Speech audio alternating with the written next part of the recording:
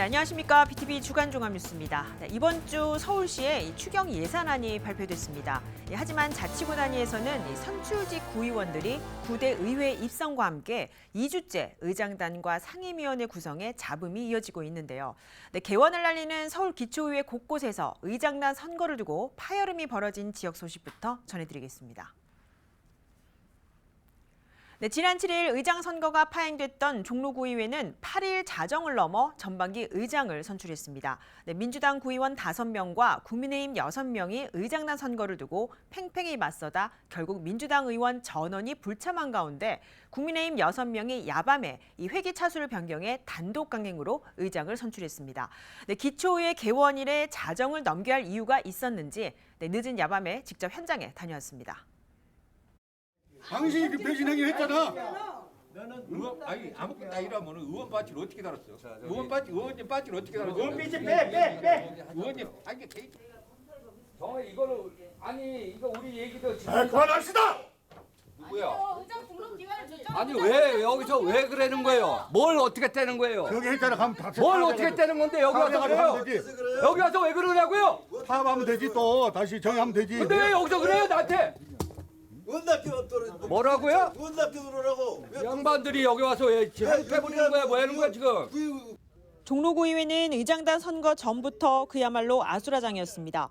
성난 주민들이 대거 본회의장으로 몰렸고 곳곳에서는 고성이 난무했습니다. 더불어민주당을 탈당하고 국민의힘에 입당한 라도균 의원의 의장 출마를 막기 위해서입니다. 결국 임시 의장이 회의를 정회하면서 파행됐던 의장 선거는 4시간을 지나 오후 5시 반 넘어 속개됐습니다. 민주당 의원 5명이 불참하고 국민의힘 6명의 만장일치로 의장 선거가 진행된 겁니다. 이 상황을 파악한 민주당 의원들이 본회의장에 출석해 의장 선거가 중단되면서 여야 의원이 비공개로 협의점을 논의했습니다. 민주당은 의장과 부의장, 상임위원장 자리에 대해 시간을 더 두고 협의하자 했지만 국민의힘은 민주당에 충분히 배려했고 시간 끌기에 불과하다며 서로 합의점 없이 불발됐습니다. 결국 임시 의장이 회기를 끝내버리자 국민의힘 의원들은 자정을 넘긴 8일 0시 10분 야함을 틈타 라도균 의장 선출을 단독 처리했습니다. 서로 좀 협의하지 않은 거, 당신들 한쪽만 생각했다는 걸 이런 말하는 자체도 비난의 대상이 될 수 있어요. 그럼 너는 그렇게 했느냐라는 그런데 그래도 최선을 국힘 쪽의 의원님들은 아마 최선을 다했을 거고 또 민주당 의원님도 나름대로 또 최선을 다했을 거예요. 그러나 각간에 갖는 조그마한 의견은 합쳐지지 않잖아요. 민주당 구의원들은 이 결과를 받아들이지 않고 있습니다. 더불어민주당 정재호 의원이 의장 후보로 등록했는데 이를 무시하고 선거 30분 전 통보하고 국민의힘이 야밤에 단독으로 의장을 선출한 건 날치기라는 겁니다. 의장 후보 정재호도 의장 후보로 등록돼 있는데 그럼 내가 그 얘기를 해서 정재호는 의장 후보로서 그 위에 참여하지 말라는 얘기 아니냐 이거는. 그냥 당신들만 날치기를 하더라도 좋은데 상대 의장 후보가 있으면 그 의장 후보가 참여할 수 있는 여건을 만들어줘야 할 거 아니냐. 그래서 이번 의회를 그렇게 한다고 하면 그거 난 인정할 수 없다.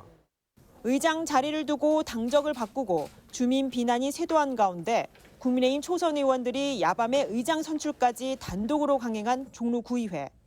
주민을 위한다던 여야 의원들의 의정활동의 첫 시작은 타협보다 불신부터 키운 꼴이 됐습니다. BTV 뉴스 강혜진입니다. 네, 이런 모습 비단 종로구의회만 보여준 게 아닙니다. 강서와 중구 등 의장 선거를 두고 정당 간 갈등이 컸고 또 주민들에게 부끄러운 모습마저 보여줬습니다. 강서구의회 상황을 김대우 기자가 취재했습니다.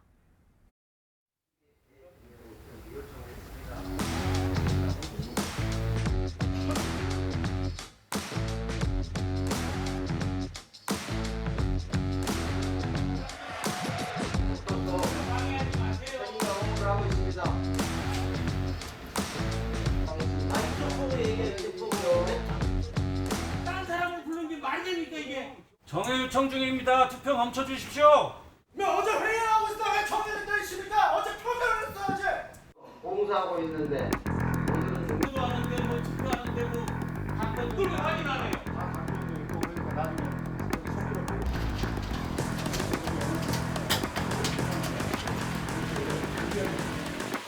그때 민주당이 요구한 거 다 들어줬잖아요. 투표중이라 제 방해하지 마시고.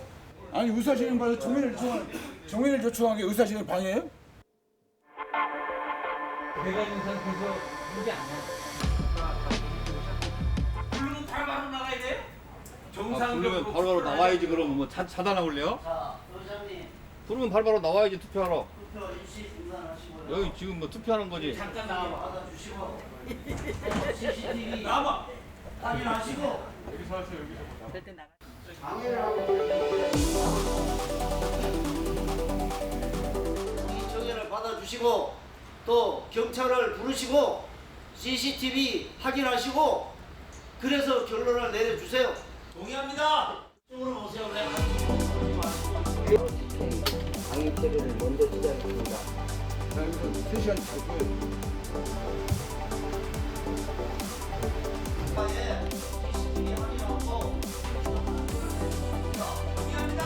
김 시장님 투표소, 기표소 제2의 기표소를 설치해 주시길 부탁드립니다.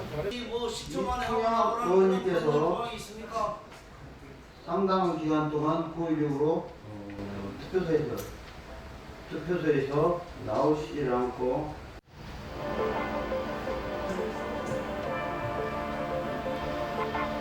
이렇게 뭐 투표.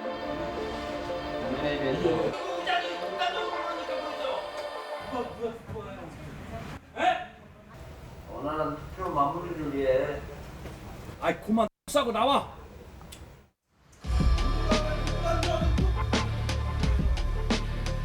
그래도 우리 갑을병 중에서 갑 의원들이 최고 양반이네. 하는 거다 얼마 있어. 자 이렇게 하시면 됩니다.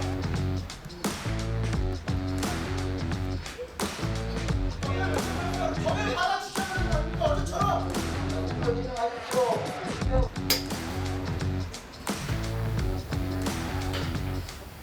이쪽이 좋아하면 위원님께서 호명을 하지 않았고 이런 상황이 좀 부끄럽진 않으세요? 이런 상황이 부끄럽진 않으세요? 부끄러운 족하는 건 네, 기초의회 의장단 선거는 개인의 사리 사욕과 정당 이기주의가 적절히 섞이면서 주민의 일반 상식과는 어울리지 않는 형태로 의회가 파행되고 있습니다. 그 이유와 원인은 무엇인지 이재원 기자가 분석했습니다. 지난 6일 선거 예정 시간인 오전 10시가 넘었는데도 중구의회 본회의장은 비어 있습니다.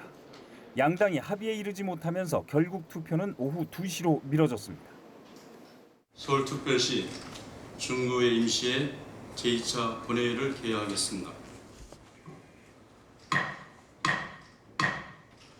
정회를 요청합니다. 회의가 시작됐지만 다시 정회 요청이 이어지길 반복하다 결국 마무리를 짓지 못하고 다음 날로 이어집니다. 임시회 이틀째도 3일째도 진척이 없기는 마찬가지. 의장단을 뽑기 위한 선거가 시작된 지 수일이 지났지만 정회만을 반복합니다. 급기야 더불어민주당에서는 임시의장을 바꿔서라도 선거를 진행해야 한다고 주장하고 나섰습니다. 여기에 국민의힘은 여야 협의를 거쳐 합의를 해야 선거를 치를 수 있다며 정회를 요청했고 그 과정에서 고성이 오갑니다. 무조건 의회 원구성도 안 한다. 이거는 임시의장으로서 지금 특권을 들이시는 겁니까? 횡포를 하시는 겁니까? 저는 이거 이해할 수가 없습니다. 아니 횡포가 아니고 네? 오만한 이게 횡포지 뭡니까? 원 구성을 위해서 지금 논의를 하는 겁니다. 아니 원만하게 그 시간 충분히 드렸잖아요. 중구의회 원구성은 국민의힘이 5명, 더불어민주당이 4명입니다. 다른 기초의회가 그렇듯 선거 방식은 교양 선출식입니다. 별도의 후보를 내지 않고 과반 이상을 차지하는 의원이 의장이 되는 방식입니다. 언뜻 보기에는 합리적으로 보이나 문제는 야합입니다. 의석수가 한쪽 정당으로 몰려 있으면 의석수가 많은 정당 후보가 의장에 당선되지만 비등비등한 경우는 복잡해집니다.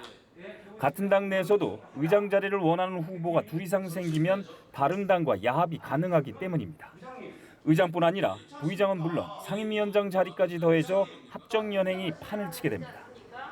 비공개적 방식으로 비민주적 방식으로 이루어지다 보면 이게 이제 결국은 뭐 야합의 형태로 이제 뭔가 다른 논의나 이런 것들이 또 자리 나눠 먹기 뭐 이런 형태, 그러니까 전혀 이제 그 의회 민주주의의 기본 개념과는 거리가 먼 방식으로 결정이 되기 때문에. 중구의회 상반기 의장에 도전하는 후보는 소재권, 길기영 의원. 국민의힘에서는 소재권 의원을 밀고 있지만 길기영 의원이 반발하면서 더불어민주당과 손을 잡게 되는 이상한 동거가 이어지고 있습니다. BTV 뉴스 이재원입니다. 네, 앞서 보신 대로 중구의회는 의장 선거 때마다 몸살을 앓고 있습니다. 임시회 4일째 되던 지난 11일 밤에 일부 의원이 빠진 상태에서 의장단 선거가 강행됐습니다. 다음 날 이어진 상임위 선거도 반대 의원들이 의장석을 점거했는데도 투표는 강행됐습니다. 이재원 기자입니다. 상임위원장 선출을 위한 선거에 앞서 본회의장 의장석을 국민의힘 소속 의원들이 점거합니다. 의장석에는 날치기 원천무효라는 문구가 붙어 있습니다.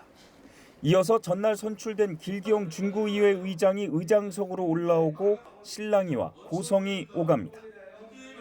의장석을 힘으로 밀어붙여서 점검해가지고 어제 이런 불미스러운 일이 생긴 겁니다. 중국민들 똑똑히 봐주세요.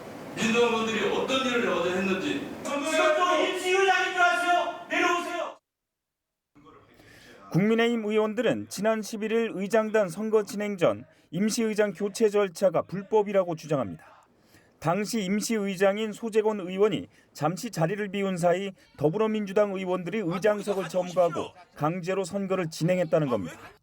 간밤의 절차 진행으로 재석 의원 9명 가운데 국민의힘 의원 4명이 불참하고 더불어민주당과 국민의힘 길기영 의원의 투표로 길기영 의원이 의장으로 선출됐습니다. 부의장에는 윤판호 더불어민주당 의원이 선출됐습니다. 더불어민주당 의원들은 적법한 절차에 의한 의사 진행이었다고 맞받아칩니다. 결국 원천무효를 외치는 임시의장과 지난밤 선출된 의장이 동시에 상임위원장 선거를 진행하는 해프닝이 연출됩니다. 기표 하고자 하는데 이해했습니까? 네. 이해했습니다. 보세요. 이해도 안 받아줘요. 자기들 5명이 민주당은 4분하고 길기영하고 야외에서 저희 이해가 있으므로 의견은 완전히 깡그리 무시하고 있습니다. 지금 하겠습니다. 중국민들 똑똑히 봐주세요. 국민의힘은 날치기 통과라며 원천무효를 주장하고 더불어민주당은 합법적인 절차라며 고성이 오가는 사이 구대의회가 개원도 하기 전에 주민들은 의원들의 자리 다툼을 지켜봐야 하는 곤욕을 치르고 있습니다. BTV 뉴스 이재원입니다. 네, 이렇게 잡음이 이어지고 있는 기초의회가 있는 반면 일찍이 운영진을 마무리한 구의회도 있습니다. 도봉구의회는 전반기 의장단과 상임위원회 구성을 마쳤는데 의장의 정당에 맞춰 관행적으로 해오던 위원장 선출이 바뀌었습니다. 관련 내용 직접 취재했습니다. 9대 전반기 의장단과 상임위원회 구성을 마친 도봉구의회. 국민의힘 8명, 더불어민주당 6명으로 총 14명 가운데 9명이 초선 의원입니다. 지난 7일 의장단 선거 결과 구의원 3선을 역임한 국민의힘 강신만 의원이 의장에 선출됐습니다. 같은 우리 당이라 하더라도 견제와 감시를 통해서 주민들의 어떤 그 삶의 질 향상, 우리 도봉구의 발전을 위해서라면 우리 14분의 의원과 함께 열심히 견제하고 감시하면서 하겠습니다. 더불어민주당에서 3선에 성공한 강철웅 의원이 9대 전반기 부의장에 선출됐습니다. 구의회 의정활동 경력을 바탕으로 초선 의원들과 협업하는 생활정치를 약속합니다. 의회 중심의 의정활동을 하겠다는 서로 간의 신뢰가 있습니다. 그거는 대집행부 견제뿐만 아니라 협력 이런 것들을 상호 간에 긴밀하게 해나가겠다는 의지를 가지고요. 그런데 운영위원장 등 상임위원장 선출은 색달랐습니다. 관행적으로 다수당이 의장을 차지하면 대부분 의회 살림을 운영하는 운영위원장도 같은 정당인데 도봉구의회 전반기는 민주당이 운영위원장 자리를 맡게 됐습니다. 대신 행정기획과 복지건설위원장에는 국민의힘 초선 의원이 선출됐습니다. 의장과 부의장 다음으로 파워가 높은 운영위원장을 국민의힘이 아닌 민주당이 차지한 건 9대 도봉구의회가 협치를 내세운 전략입니다.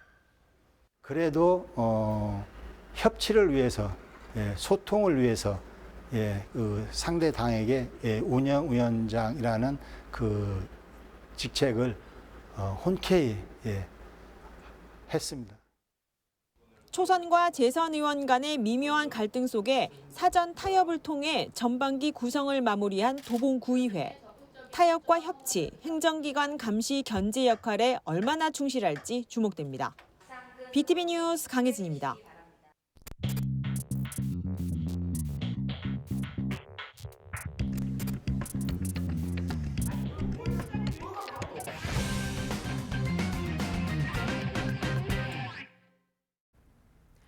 네, 기초의회 현 주소와 발전 방향을 모색하는 연속 보도, 그 두 번째 시간입니다. 네, 기초의회가 하는 일 중 가장 기본적인 게 바로 조례 제정인데요.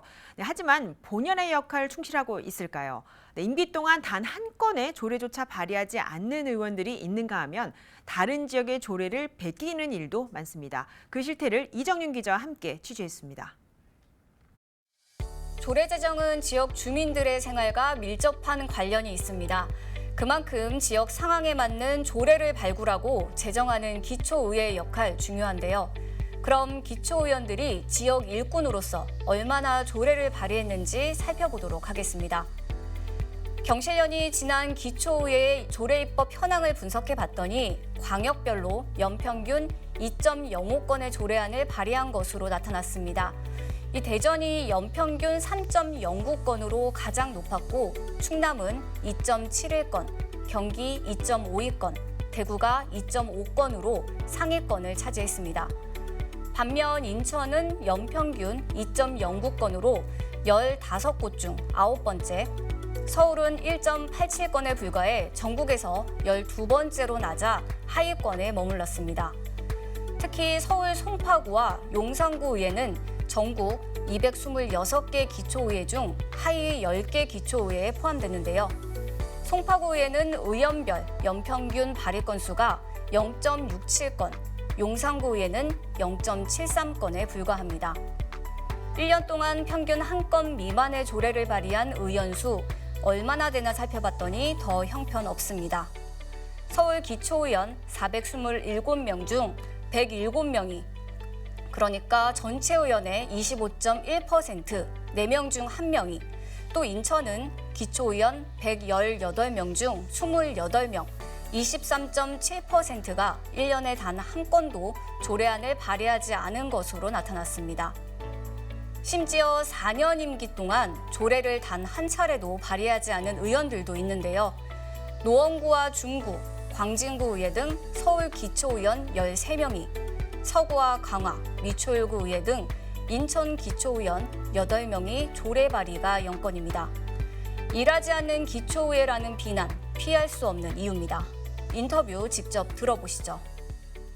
올해 이제 지방자치법이 전면 개정되고 지방자치에 대한 국민들의 기대가 높아지고 그만큼 권한도 늘었다입니다. 그러면 책임을 지고 있는지를 한번 들여다볼 필요가 있다 해서 이 조사를 하게 된 거고, 지방자치법에 따르면 지방의회 가장 첫 번째 의정활동은 조례 재개정 폐정입니다. 그리고 이런 조례 재개정 폐정과 같은 의정활동을 지원하라는 의정활동비가 책정돼 있고 이걸 지금 상당 부분 다 가져가는 구조라고 저희는 알고 있어요.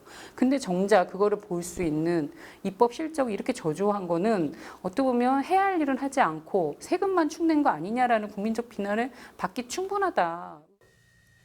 지금까지 조례 발의 현황을 분석해봤는데요. 이 조례만 많이 발의한다고 제 역할을 하는 건 아닙니다. 지역에 맞는 또 지역 주민들에게 필요한 조례를 제정하는 게 더 중요하겠죠. 하지만 현실은 그렇지 못합니다. 그 실태를 계속해서 강혜진 기자가 보도합니다. 지난해 인천 동구의 한 의원이 발의한 청년 기본조례입니다. 청년 자립기반 형성 사업을 지원한다는 내용으로 매니페스토 좋은 조례로 선정됐습니다. 그런데 한 해 더 앞서 인천시가 제정한 청년 기본조례 1조부터 19조안까지 내용이 판박입니다. 같은 해 서울 광진구 의원이 발의한 조례도 마찬가지. 지역에서 활동하는 감정 노동자 종사자 권리보호 지원 내용인데 이미 양천구에서 제정한 조례로 조문 단어 몇 개만 다를 뿐 내용은 유사합니다. 선출직 기초의원의 임무 가운데 가장 대표적인 것이 조례를 제정하는 입법권인데 여전히 조례를 베끼는 수준에 불과합니다. 지역에 필요한 정책 실현을 위해 유사 정책과 제도를 도입했다 하더라도 관련 조례 문구부터 배열을 그대로 옮기기까지 최우수 조례로 평가된 조례마저 베끼기로 의심되는 사례가 되고 있습니다. 타 지역과 비교했을 때 이게 우리 지역의 실정에 맞는 것인지 또 지역 주민의 요구를 제대로 반영한 것인지를 평가하는 게 쉬운 문제가 아니거든요. 정량 평가를 해서 많이 내는 의원들이 좋은 조례를 많이 냈다고 해서 평가받는 방식이 돼버리면 그냥 복사하기 붙여넣기 해서 이렇게 조례를 그냥 찍어내듯이 만들. 사실 기초의원들의 입법 활동이 저조한 이유는 또 있습니다. 올해 구의회에 입성한 전국의 기초의원 공약 가운데 조례 제정이 가능한 공약은 12.2%에 불과합니다. 서울은 6.97%, 경기 12.81%, 인천은 1.85%로 입법 가능한 수준이 20%도 못 미칩니다. 이는 기초의원들이 자신의 공약으로 조례를 제정할 수 있는데 대다수의 경우 조례를 위해 공약을 연관짓기란 쉽지 않은 겁니다. 특히 선출직 구의원들이 입법부 활동을 우선하고 그 지역 민원을 해결해야 하는데 실상은 민원 해결에만 나서다 보니 입법 활동을 등한시하는 경우가 대부분입니다. 이를 개선하기 위해 올해부터 기초의회에 정책 보좌관을 두고 구의원들이 입법 권한을 제대로 활용토록 했습니다.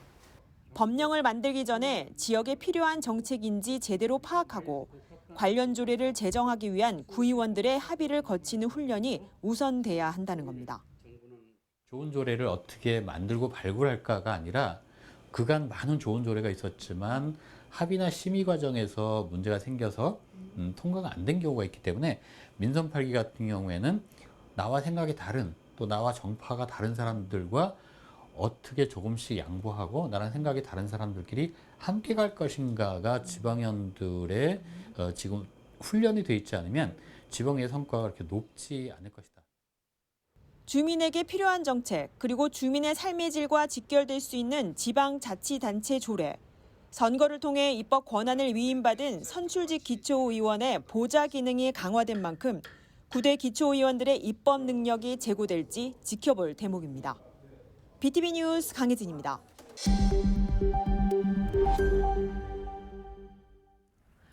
네, 종로구 해화동 성균관대학교 내 위치한 국가문화재 문묘. 이 서울 시민이라면 한 번쯤 방문을 해보셨을 겁니다. 얼마 전 문묘 내 명륜당에 자리한 천연기념물인 은행나무 보호수의 가지가 꺾이는 사고가 발생했습니다. 나무를 관리하는 작업자들이 이 나무 지지대를 교체하다 가지가 부러진 건데 현재 상황이 어떤지 저희 대학생 통신원이 직접 현장을 취재했습니다. 네, 김성원 통신원을 화상으로 연결해서 현재 상황 알아보겠습니다. 네, 김성원 통신원 나와 계신가요? 네, 안녕하세요. 네, 반갑습니다. 먼저 이 명륜당 내 은행나무 보호수의 가지가 부러진 사고가 언제 정확히 발생을 했고 또 현장에 직접 취재 가게 된 배경에 대해 한번 알려주시죠. 네, 먼저 7월 1일 낮 12시 40분경에 성균관대학교 명륜당 내 보호수가 고정대 교체 작업 중 부러지는 사고가 발생하였습니다. 저는 실시간 SNS를 통해서 사고에 대해서 알게 되었고 모교의 상징인 은행나무의 사고에 누구보다 놀랬기 때문에 바로 현장에 취재를 하러 갔습니다. 네, 이 은행나무 보호수인 걸로 알고 있습니다. 꽤 역사가 깊은 문화재로 알려져 있는데 이 천연기념물이 된 이유와 함께 또 구체적인 설명을 좀 해주시죠. 네, 조선시대 명륜당 은행나무는 400년 이상의 수명으로 추정되고 있고 1962년 천년기념물 제59호로 지정되어 있습니다. 은행나무는 유교를 상징하는 나무로서 공자가 은행나무 아래에서 제자들을 가르쳤다는 행단을 상징하여 조선시대 중종 때 심어졌습니다. 또 임진왜란 당시 명륜당은 전소되었으나 은행나무는 상처 없이 멀쩡하게 살아남은 것으로 전해집니다. 네, 이 보호수는 천연기념물로 지정된 만큼 꽤 귀한 문화재인데 이번 사고로 지역민들의 상심도 컸을 듯합니다. 네, 인근 주민들과 또 성균관대학교 학생들의 반응은 어떻습니까? 네, 먼저 인근 주민들의 말씀을 들어보면 명륜당은 일반적인 건물이 아니라 유교 정신이 살아있는 곳인데 지난해 동성문 사고 이후에도 안전의식이 개선이 되지 않았다는 느낌을 많이 받아 아쉬움을 표하였습니다. 또 성균관대 학생들은 본교의 상징이라고 할 수 있는 은행나무가 이렇게 허무하게 부러져 황당함을 감추지 못하였습니다. 네, 현재 보호수 주변으로 안전 펜스가 쳐져 있는데 이 보수 작업이 진행이 되고 있는 것인지 지금 상황에 대해서도 자세히 전해주시죠.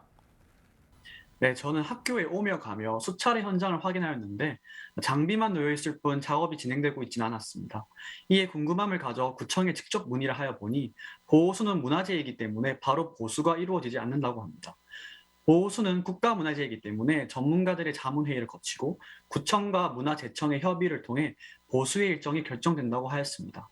또 현재 자문 상황의 진행 정도를 여쭤보니 국가문화재의 경우 자세한 자문 사항은 비공개로 진행되어 알려줄 수 없다고 하였습니다. 네, 이 현장 취재하면서 명륜당을 오가는 시민들도 많이 놀랐을 것 같습니다. 빠른 조치가 필요해 보이는데 어떻습니까? 네, 현장 취재 중에서 많은 시민들이 탄식과 함께 부러진 보호수에 사진을 찍거나 영상을 찍는 등 인재에 대한 논란을 감추지 못하였습니다. 현재 보호수는 여전히 고정대로만 고정되어 있을 뿐 다른 보수는 전혀 이루어지지 않고 있습니다. 성균관대학교의 은행나무는 학교의 교목인과 동시에 천년 기념물이기 때문에 보다 빠른 조치가 필요해 보입니다. 네, 김성원 통신원도 현재 이 성균관대 재학 중인데 이번 일로 주변 친구들은 어떤 얘기를 좀 하고 있습니까? 네, 먼저 저희 학생의 반응 같은 경우는 아무래도 저희 학교의 교목이기 때문에 되게 어떻게 이게 부러졌지라는 반응이 되게 많았고 사진도 되게 많이 찍고 되게 많은 관심을 보이는 것으로 저는 취재했습니다. 네, 여기까지 듣겠습니다. 네, 종로구 해화동 명륜당 내 은행나무 보호수 보수 작업 상황에 대해 대학생 통신원과 이야기 나눠봤습니다. 네, 취재하느라 고생 많으셨습니다. 네, 감사합니다. 네. 네, 다음은 자치구 소식입니다. 네, 김태우 서울 강서구청장이 BTV 프로그램에 출연해 김포공항 이전에 대한 입장을 밝혔습니다. 이 지역적 측면에선 김포공항에 대해 득보다 실이 크다는 이유 등에서 옮겨서는 안 된다 이렇게 주장을 했습니다. 네, 김대우 기자가 보도합니다. 김포공항 이전에 대한 김태우 서울 강서구청장의 생각은 이전은 안 된다는 겁니다. 얻는 것보다 잃는 게 많다는 입장입니다. 옮길 경우 시민들의 불편이 크다고 말했습니다.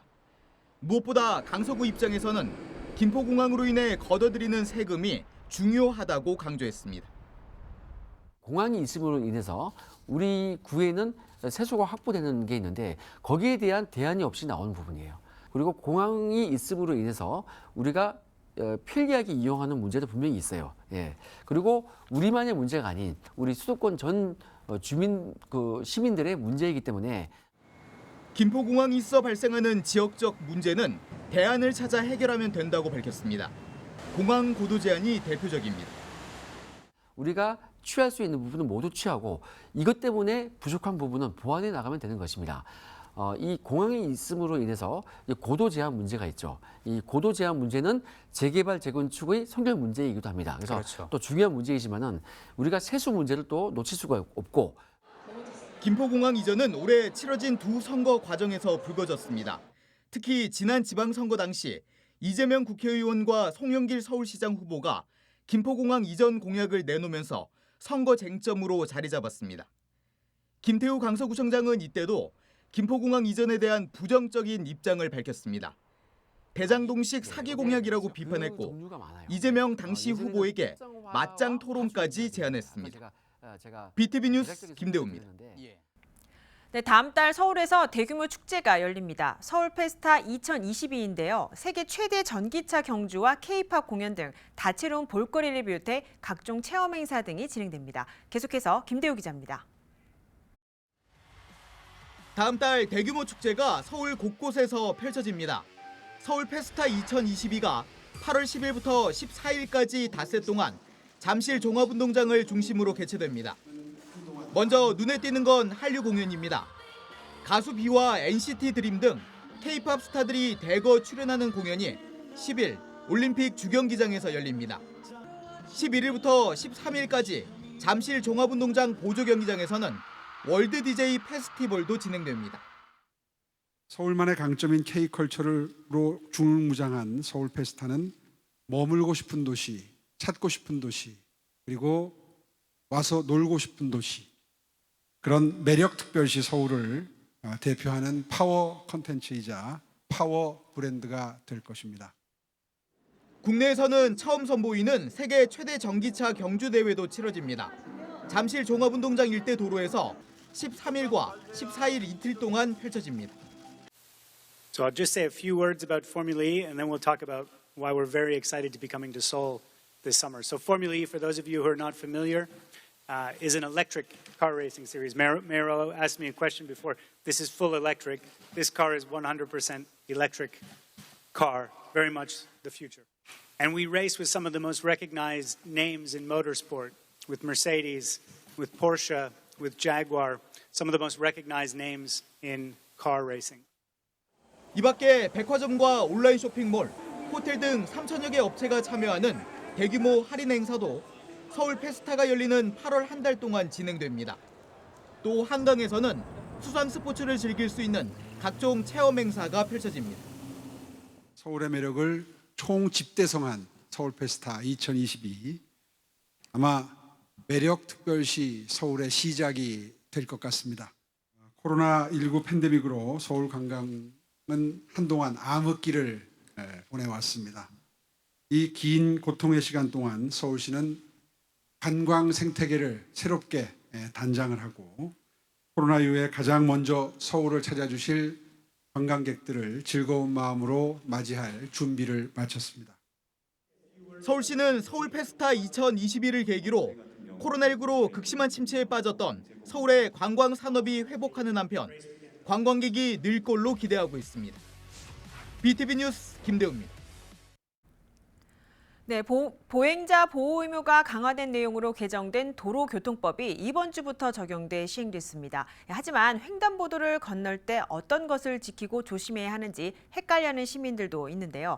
경찰은 당장 단속에 들어가는 대신 한 달의 계도 기간을 갖기로 했습니다. 경찰의 계도 현장을 김진중 기자가 동행 취재했습니다. 차량 통행이 많은 종로구 2화 사거리입니다. 신호에 걸려 대기 중인 횡단보도 앞. 우회전 차량에 있어 경찰의 계도가 한창입니다. 도로교통법이 개정돼가지고 오늘부터 횡단보도에 사람이 건너는 중이거나 건너려고 하는 때는 차는 무조건 일시정지해야 합니다. 12일부터는 개정된 도로교통법에 따라 모든 운전자는 횡단보도에 보행자가 통행하고 있는 경우뿐 아니라 통행하려고 하는 때에도 우선 멈춰야 합니다.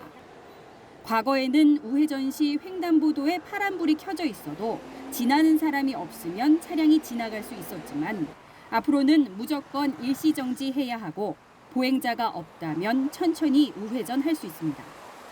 어린이 보호구역 내에서는 신호기가 설치되어 있지 않은 횡단보도라도 교통안전사고 예방을 위해 무조건 멈춰야 합니다. 강화된 도로교통법이 혼란스럽다는 운전자들도 있지만 대부분은 일시정지 규정 강화에 공감했습니다. 일단 멈추면 되죠, 뭐. 다. 헷갈리는 건 없고. 네. 근데 이제 늘 생활할 때 사람들이 그냥 무작정 가던 것들을 이제 멈춰야 되는데 그걸 못했던 거죠, 사실은. 앞으로 잘 지키실 것 같으세요? 예. 네. 그렇게 해야죠. 이날 첫 홍보 계도 현장에선 10대 중 4대꼴로 위반 사례가 포착됐습니다. 경찰은 교통사고 위험성이 높은 위반 행위에 있어서는 단속을 실시하는 한편 일반 시민들의 교통법 숙지를 위해 1개월간의 계도 기간을 갖는다고 밝혔습니다. 아직 모르는 운전자들이 많아서 현장에서 저희들이 교통 단속을 할 때 서로 간에 언쟁이 좀 있는데 이러한 분들께는 저희들이 충분히 설명을 드리고 앞으로 한 달간의 계도 기간을 거치는 만큼 이 점 잘 숙지하시어 운전자분들의 법규 준수를 유도하고 있습니다. 도로교통법 개정에 따라 중앙선이 없는 이면도로나 보행자 우선도로로 지정된 곳 역시 보행자 보호 의무가 강화됩니다. 보행자의 통행을 방해하거나 보호 의무를 지키지 않을 경우 최대 6만 원의 범칙금이 부과되고 어린이 보호구역이나 장애인 또는 노인 보호구역 등의 경우는 과태료가 이보다 더 올라간다는 점도 유념해야 합니다. BTV 뉴스 김진중입니다.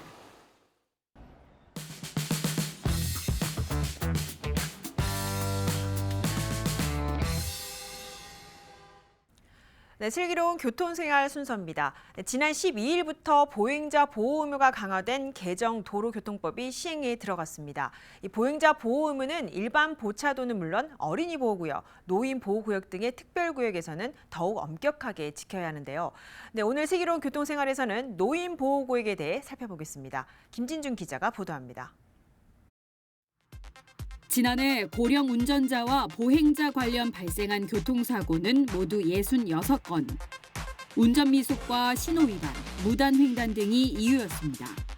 그 가운데서도 밤 늦은 시간이나 어두컴컴한 새벽에 신호를 지키지 않고 무단횡단하는 고령 보행자의 사고도 해마다 꾸준히 발생하고 있어 안심할 수는 없습니다.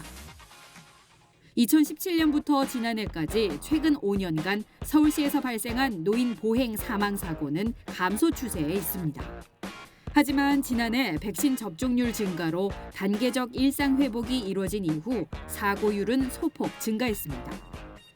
최근 발생한 노인 보행 사망 사고를 살펴보면 해 뜨기 전후 시간대에 횡단 사고가 많이 발생하는데 이는 운전자들이 새벽 일찍부터 활동하시는 어르신들의 특별하기 어렵고 또 어르신들은 도로를 횡단할 때 횡단보도를 이용하지 않고 최대한 짧은 거리로 무단 횡단하는 경향이 있습니다.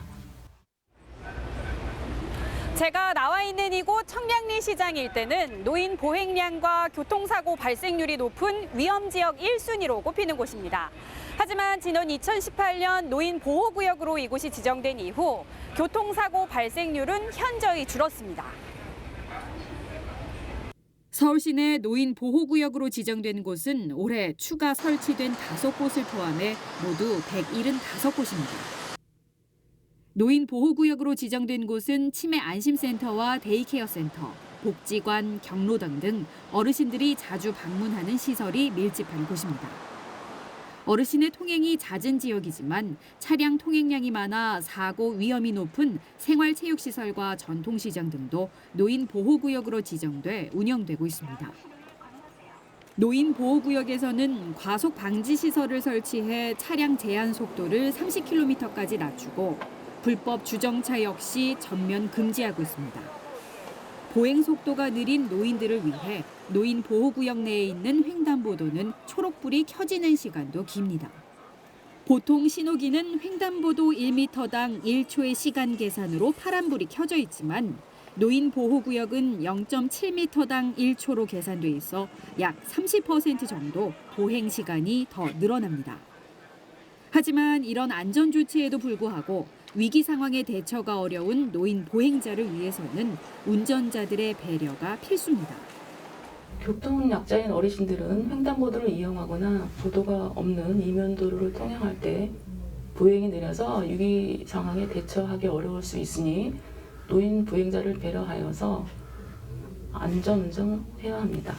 특히 어르신들이 많은 노인 보호구역에서는 첫째, 제한속도 30km 규정속도 및 신호 준수하기. 두 번째는 횡단보도 앞에서는 일단 멈추고 보도 및 차도가 구분되지 않는 좁은 이면도로에서는 보행자 옆을 지날 때 안전거리를 유지하면서 서행하기. 세 번째로는 불법 주정차 금지 등 교통안전수칙을 잘 지켜주시면 감사하겠습니다. 노인 보호구역은 특별 지정구역으로 과속이나 신호 위반, 불법 주정 차량에 대해 일반 도로에 비해 2배 가까운 과태료와 범칙금이 부과됩니다. 일반 도로에서는 4만 원에서 7만 원까지 부과되는 과태료가 노인 보호구역에서는 위반 시 8만 원에서 13만 원으로 더 올라갑니다. 여기서 잠깐! 노인 교통사고 예방을 위해 노인 보호구역 내에 지켜야 할 것들 짚어볼까요? 첫째, 시속 30km 이하 규정 속도와 신호 준수하기. 둘째, 횡단보도에서는 속도를 줄이고 일단 멈추세요. 셋째, 노인 보호구역 내 보행자와 운전자 시야 확보를 위해 불법 주정차는 하면 안 됩니다. 보다 안전한 교통 문화 정착을 위해 보행자 보호 의무가 강화됐습니다. 사고를 미연에 방지하기 위해서는 보행자도 운전자도 교통 안전수칙 준수가 먼저라는 사실 잊지 마시기 바랍니다. BTV 뉴스 김진주입니다.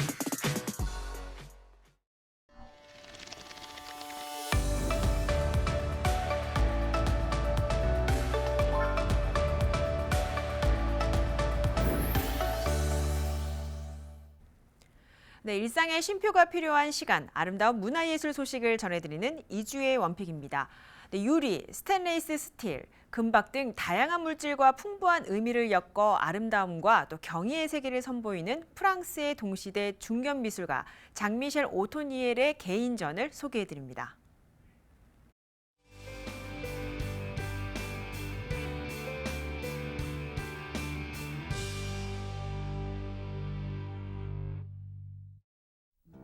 네, 이번 전시 장미셸 오토니엘 정원과 정원은 작가가 최근 10여 년 동안 발전시킨 회화, 조각, 설치 작품 74점을 선보이는 전시고요. 2011년 작가가 프랑스 파리 퐁피두 센터에서 선보인 개인전 마이웨이 이후 최대 규모의 전시입니다. 장미셸 오토니엘의 작업 세계의 핵심은 세상에 다시 마법을 거는 것이라고 요약할 수 있는데요. 이번 전시는 작가가 정원에서 감지한 우주의 비밀, 경의, 매혹 등을 작품을 통해 전달함으로써 관람객이 현실의 불안과 고통을 마주하고 다시 희망을 꿈꿀 수 있는 시간을 제공하고자 합니다. 특히 이번 전시는 미술관 실내 공간뿐만 아니라 미술관 야외종합공원, 그리고 인접한 덕수궁에서도 작품을 선보이는데요. 관람객에게 전통 건축, 자연 속에서 어우러진 현대미술 작품을 감상할 수 있는 특별한 기회를 제공하고 있습니다.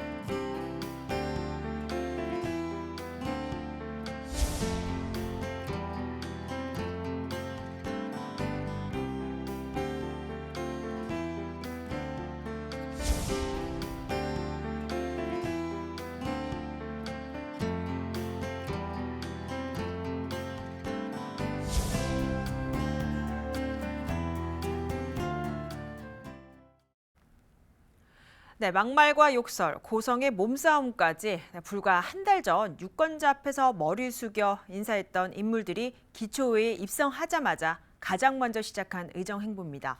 네, 다시 봐도 좀 부끄러운데요. 주민을 위해 열심히 의정 활동을 한다고 발표한 지 하루도 안 돼 서로 흠집 잡기에 분주한 지방자치의 현실. 무엇보다 주민이 믿고 뽑은 지역 일꾼인 만큼 무엇이 우선돼야 하는지 자숙하는 시간이 필요해 보입니다. 네, 저희는 지역 주민, 더 나아가 서울 시민의 가치를 담은 소식으로 다음 주 찾아뵙겠습니다. 네, 건강한 주말 보내시기 바랍니다. 시청해주신 여러분 고맙습니다.